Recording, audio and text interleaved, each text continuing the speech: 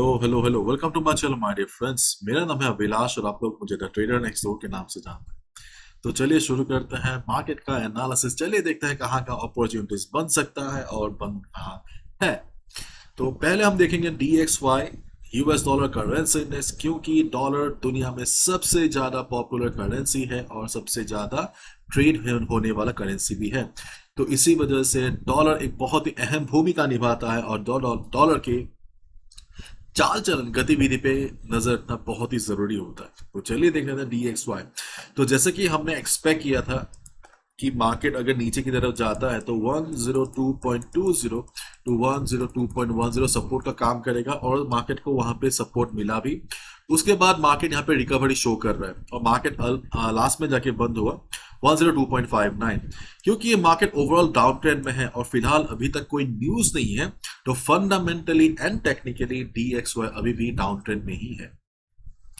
Monday market open होने के बाद अगर DXY रिकवरी के लिए कोशिश भी करता है तो रास्ता आसान नहीं होगा, क्योंकि ओवरऑल मार्केट का रुख अभी भी बदला नहीं है।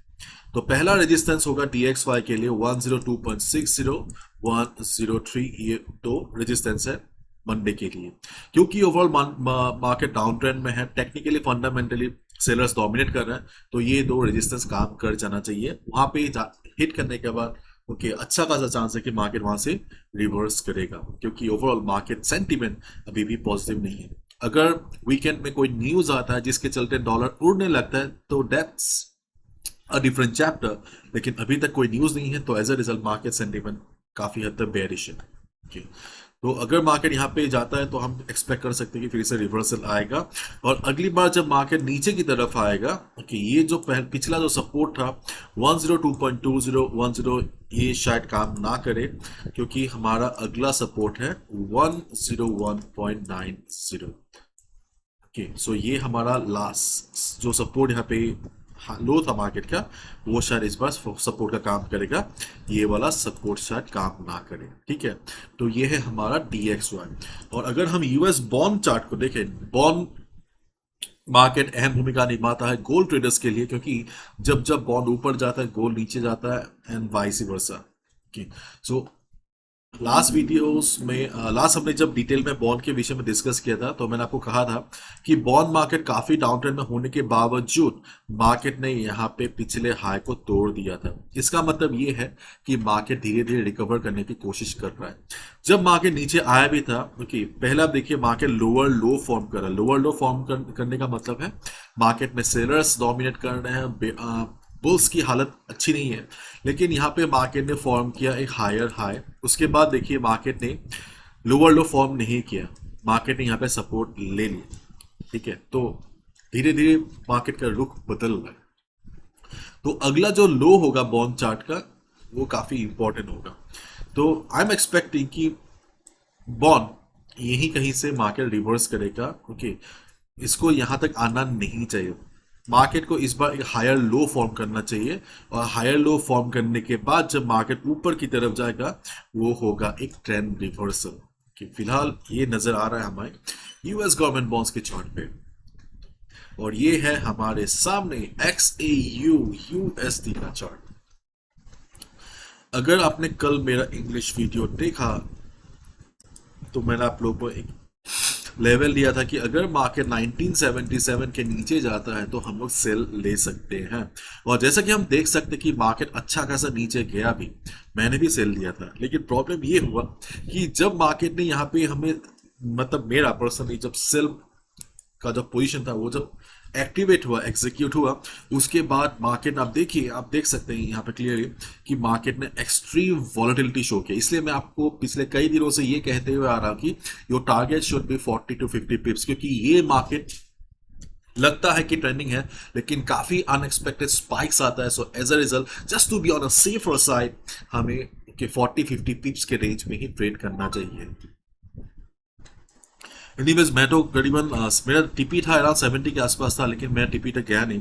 जब मैंने देखा कि मार्केट पागल हो गया, मैं अराउंड 73 पे मैंने निकल लिया था। 73.50 के आसपास में निकल लिया था, क्योंकि मुझे लक्षण सही नहीं लगे। लेकिन बाद में ये जब बना तो मैं अफसोस नहीं करूंगा, क्योंकि मेरा पोजीशन यहाँ पे था और मतलब काफी अनएक्सपेक्टेड स्पाइक्स था। ठीक है, एनीवेज मार्केट ओपनिंग के बाद, मार्केट ओपनिंग के बाद आपको ऑब्जर्व करना कि मार्केट किस दिशा में जाता है। अगर ओपनिंग के बाद अगर मार्केट धीरे धीरे नीचे की तरफ आता है तो आपका सपोर्ट होगा 1964.50, 1964.50 से लेके 1962.50। ओके, ये है अगला सपोर्ट गोल के चार्ट पे।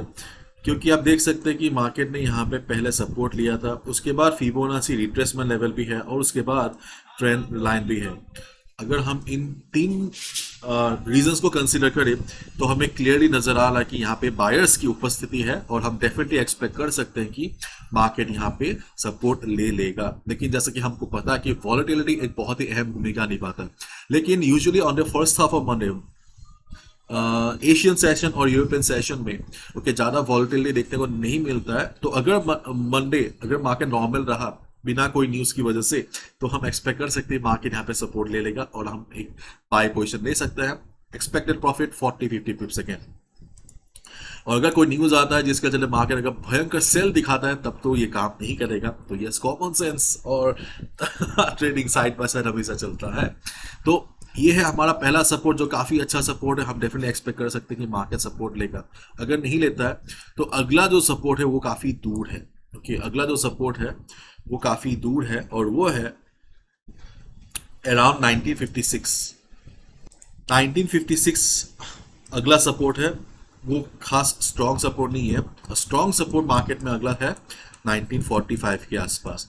तो फिलहाल गोल के चार्ट में जो दो स्ट्रॉन्ग सपोर्ट है वो है 1964.50 से लेके 1962.50 एंड 1945। अगर मार्केट में एक्सट्रीम सेल आता है तो 1945 इज द लेवल जहां पे हम एक्सपेक्ट कर सकते हैं कि मार्केट को सपोर्ट मिलेगा। और ओपनिंग के बाद ये हमारा लेवल है जहां पे हम एक्सपेक्ट कर सकते हैं। अगर ये काम नहीं करता है तो 1956 ज्यादा स्ट्रॉन्ग नहीं है, लेकिन स्टिल वी कैन एक्सपेक्ट कि मार्केट वहां से छोटा मोटा बाउंस ही सही हमें दिखा सकता है।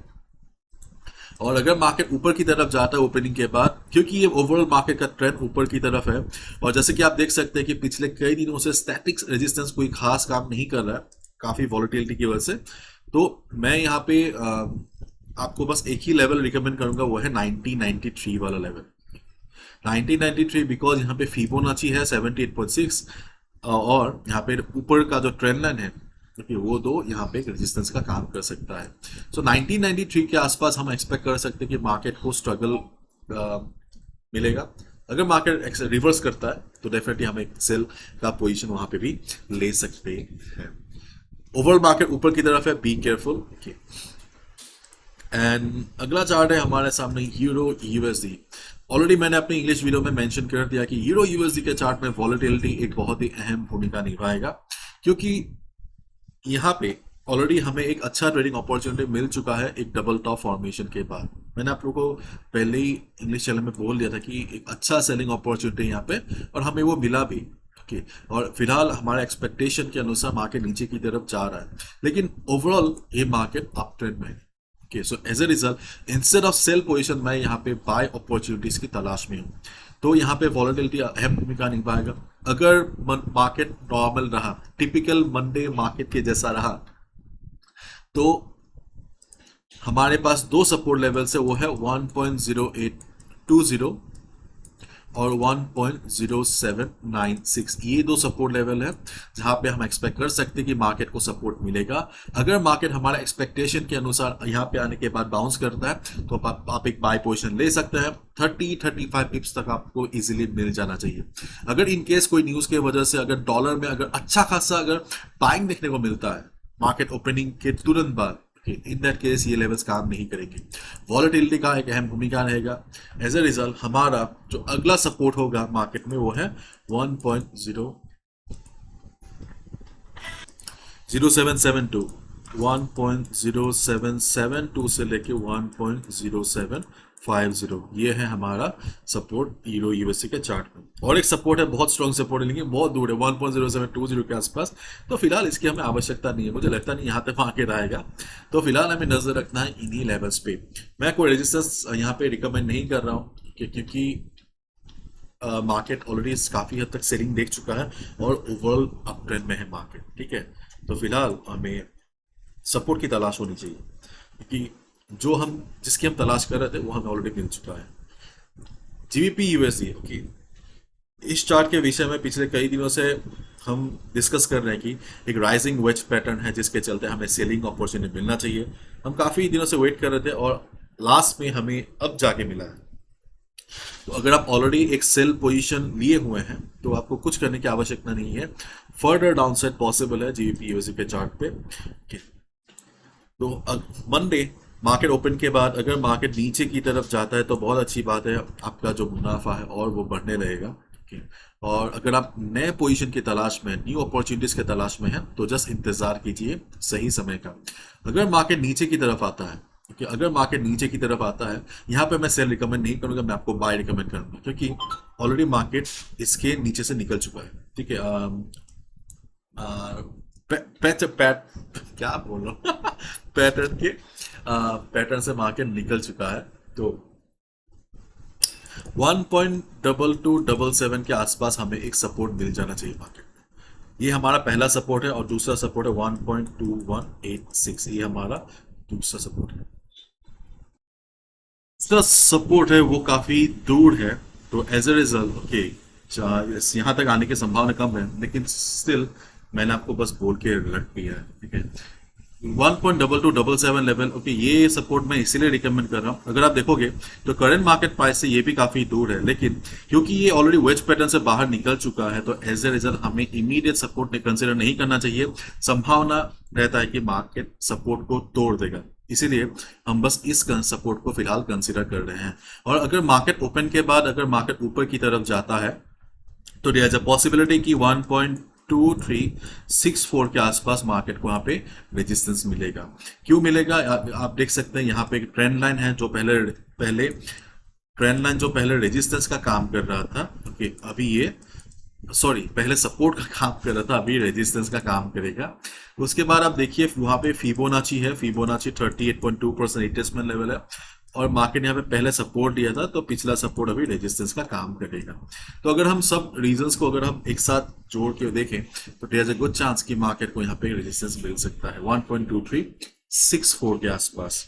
अगर हमारे एक्सपेक्टेशन के अनुसार मार्केट अगर यहाँ से रिवर्स होता है तो यहाँ भी हम एक सेल पोजीशन ले सकते हैं। Okay, so these are the trading opportunities जो मुझे लगता है कि हमें मिल सकता है इन तीनों चार्ट्स पे। And I am sorry, Hindi is not my mother tongue, मेरा मातृभाषा हिंदी नहीं है, मैं आसाम से ओरिजिनली। ओके, सो इसी वजह से कि मेरा हिंदी इधर उधर फिसल जाता है, प्लीज डोंट माइंड।